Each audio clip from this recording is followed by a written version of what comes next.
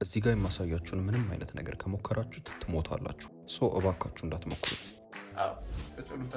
ከካሊስቴኒክስ አትሌትነትና ከፐርሰናል ትሬነርነት ውጪ በትርፍ ጊዜ የተለያዩ ሳይንቲፊክ ኤክስፐሪመንቶችን ሞክራለሁ።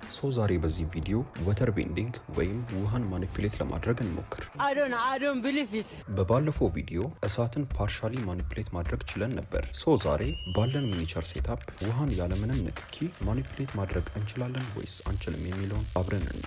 ውሃ እንግዲህ በፈሳሽ ሁነት ያለ ፖላር ሞለኪውል ነው። እሳትንም ማኒፑሌት እንዳደረግነው የባለፈውን ሴታፕ ተጠቅመን ውሃንም ማኒፑሌት ማድረግ እንችላለን። ግን አንድ ችግር አለ። በባለፈው ቪዲዮ ያሳያችሁ የፍላይባክ ድራይቨር ሲንግል ትራንዚስተር ቤዝድ ስለሆነ ፓወር አውትፑቱ ሊሚትድ ነው። ውሃም ደግሞ ክብደት ያለው ሞለኪውል ስለሆነ እንደ እሳት በቀላሉ ማኒፑሌት ለማድረግ ይከብዳል። ይህንም በማስመልከት የተሻለና ኤፊሽንት የሆነ ፍላይባክ ድራይቨር ለመስራት ወሰንኩ። በመጀመሪያም ልሰራው ያሰብኩት ሰርኪት መዚሊ ድራይቨር ይባላል። መዚሊ ድራይቨርም ሞስፌት ማለትም ሜታል ኦክሳይድ ሰሚኮንዳክተር ፊልድ ኢፌክት ትራንዚስተር ቤዝድ ነው። ግን በጀት የለን። መዚሊ ድራይቨርንም በአይጂቢቲ ተጠቅመን መስራት እንችላለን። በጀት የለንም። በእናትህ ውጣልኝ ወንድሜ ያልኩህ። አሁን ባለን በጀት እንደ መዚሊ ድራይቨር በዜድቪኤስ ማለትም ዚሮ ቮልቴጅ ስዊቺንግ ፕሪንሲፕል የሚጠቀም ድራይቨር ለመስራት ወሰንኩ።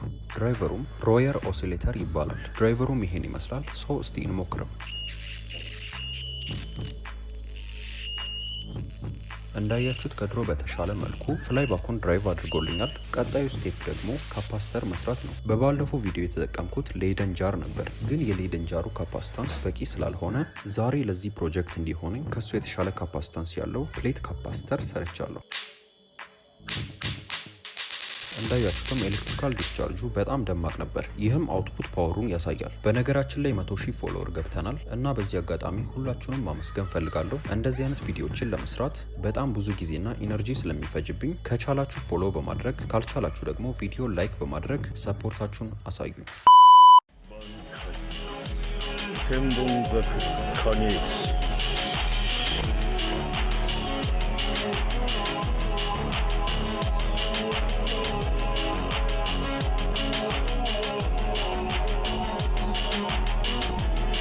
ሀሳባችሁን ኮሜንት ላይ ጻፉልኝ። ላይክ እና ፎሎ ማድረግ እንዳረሱ። ለዛሬ ፒስ